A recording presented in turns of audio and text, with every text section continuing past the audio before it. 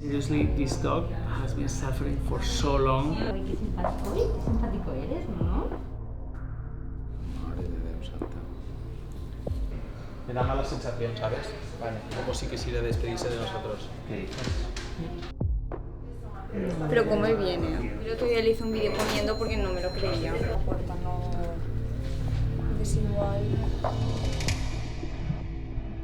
Hi, I have bad news. Leon is dead. About an hour ago, Isidore, our vet, called me and he told me of his passing.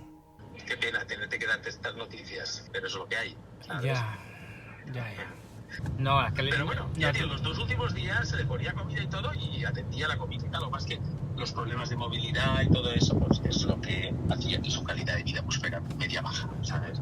Pero comer sí que estaba comiendo los 2 últimos días con un cambio, experimentó un cambio increíble. Es como si lo que decimos en humana, la mejoría de la muerte, ¿no? Leon was doing much better. Yesterday, just yesterday, I uploaded a video showing you the improvement. He arrived to us in a terrible condition. It was spectacular to see because of the damage on his face and the hair and all of that, but the real problem wasn't the hair or even the skin.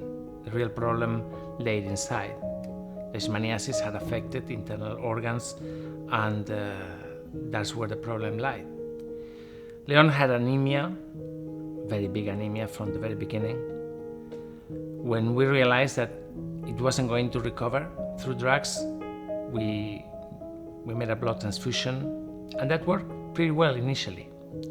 But after a couple of days, he collapsed. It's difficult to explain your emotions when you receive a call like this. I know over the years we've had great successes, but we also had quite a few cases when no matter how much you fight, the animal doesn't make it in the end. In Leon's case, we have the consolation that it didn't take too long. Leon was with us for a couple of weeks. From the moment he arrived, he felt better. He was surrounded by lovely people that care for him, and he made improvements in his condition. But in the end, the disease was too strong, and it took the best of him, and he passed. I asked Isidore, how could it be? I mean, yesterday he was doing so much better, and he was in my arm, and I felt him. He was calm. He was very much alive. And Isidore used an expression that he called the improvement before death. Apparently, there are quite a few cases where, before dying, animals experience a clinical improvement.